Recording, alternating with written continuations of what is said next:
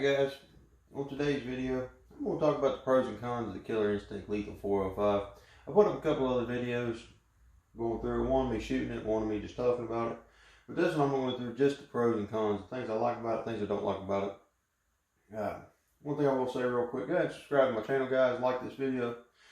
Leave me a comment for something I missed, something you think's wrong with this crossbow or another Killer Instinct crossbow. But I'm going to jump right in with this. First thing I want to talk about, I hit on in my last video, the scope that they put on this particular crossbow, it is low end, it doesn't have any kind of name on it, it doesn't have where it's made, anything like that. It's an illuminated scope, but it's not real clear, so I went ahead and I got a different scope put on this one. Not a big deal there. But next thing I want to talk about, I'm not going to hit a whole lot on that because I did in my other videos. So if you haven't seen them, go ahead and check that out.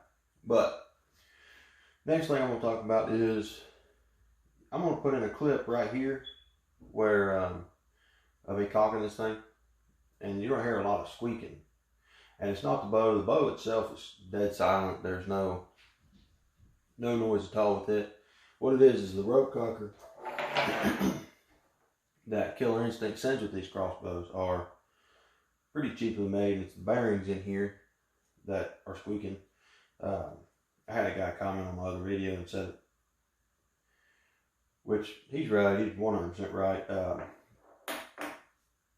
It's a cheaply made rope cocker. It does work. Me personally, I went ahead and got the dead silent rope cocker. It's supposed to be on its way. It's a crank cock, so hopefully it is as advertised, as dead silent. I don't have any problems with it.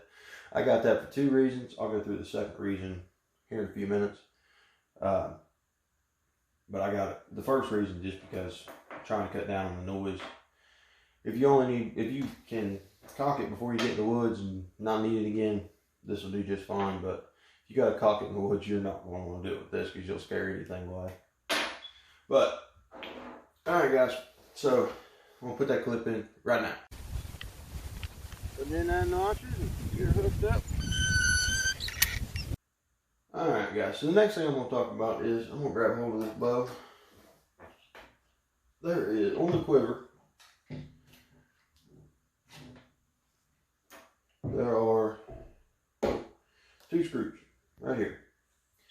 And they like to come loose. They like to back themselves out. So what I did was I took and put some Loctite on the screws and put them back in. Haven't had any problems since, so that might be something you want to consider because this thing did almost fall off on me. So, but I went ahead and Loctited them two screws and the two screws up in here just to make sure that it stays nice and tight and don't have any problems.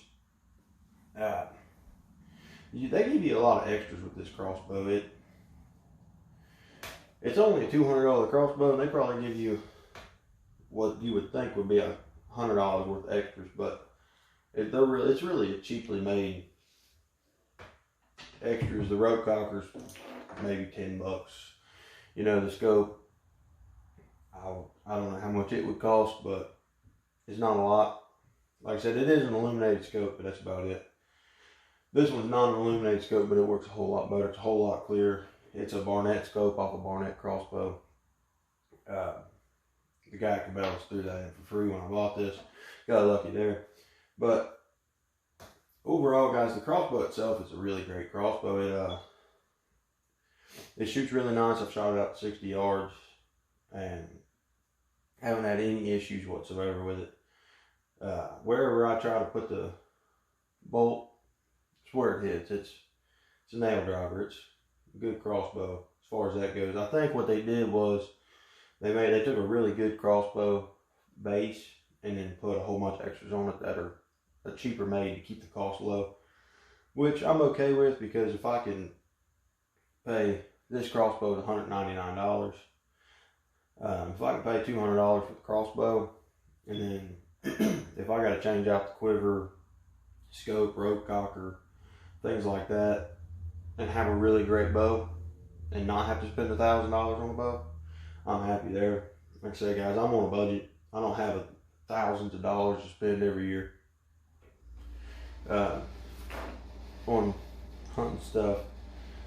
I am adding some new equipment to my gearbox this year, but not a whole lot. Alright guys, now I'm going to get into the second reason why I ordered the crank cocker. With it comes a butt plate that would add about a 1/2 inch to the back of your crossbow. And for me, I'm 6'5". I got pretty long arms. It's pretty short as far as the stock goes, and it's kind of awkward for me to hold. I got to be just in the right position. If it was just a hair longer, it would be perfect.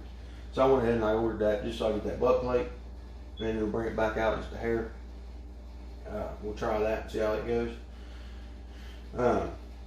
But I feel like when I get ready to shoot, I am all the way up on the scope, and I don't like that. So I'm gonna try to stretch that back. If not, I'm gonna try to find a different butt plate that will bring it back even farther. Because as you can see, guys, it's not a very big distance as far as that goes. But for a little kid or a smaller frame person, my wife is 4'10". She does great with this thing. Unfortunately, she's not quite tall enough to cock it herself, which is the third reason why I got the crank cocker, because she can get it when she goes to stand up. She can get it to like right there. She can get it all the way past the breaking point. Her arms just ain't quite long enough to pull it all the way back and cock it. So the crank cocker is going to be really nice for her when she goes to use it.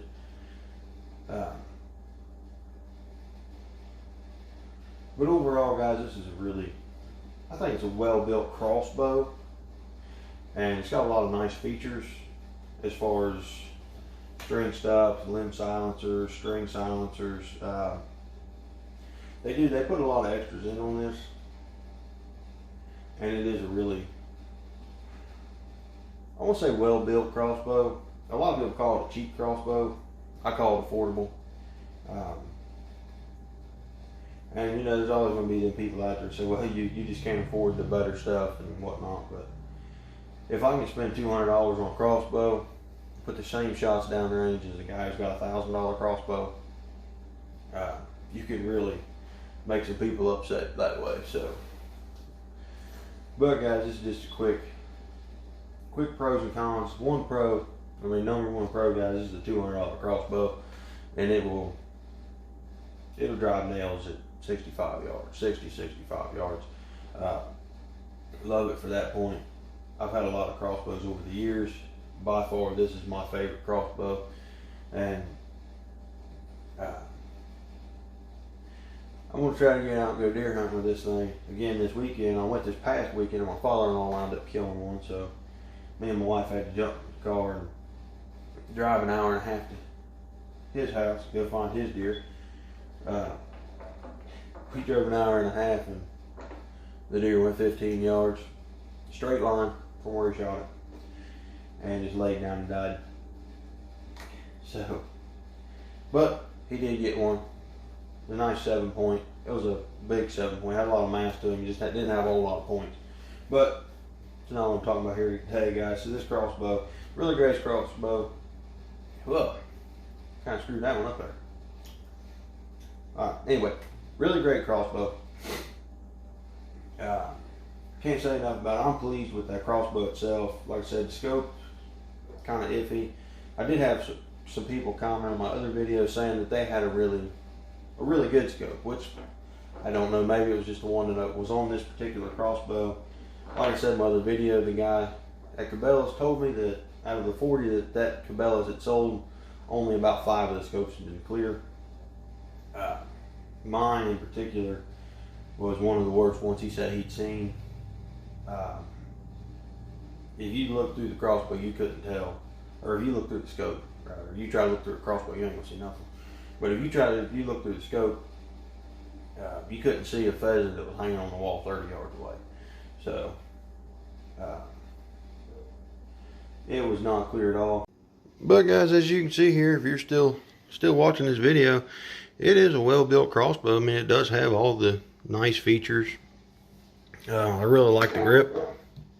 That's a nice addition to the crossbow itself. But like I said, guys, it is rather short from the trigger to the buttstock. That would be nice to be an adjustable, and you could get the they got the Boss 405, and they got the Killer Instinct Fury's 9.5. They got a lot of different crossbows that have adjustable stocks, but this one here, like I said, it was a $200 crossbow, and you get what you pay for. And I think this crossbow is well worth the money of it. So like I said, guys, if you like this video, if you want to see more about this crossbow, I'm going to kill a couple of deer with this crossbow this year, hopefully. If you want to see that, go ahead and subscribe to my channel, guys. I'd love to have you as a subscriber. And that's going to be about it for this one. I got to get out and feed the animals, and I'll see you on the next one.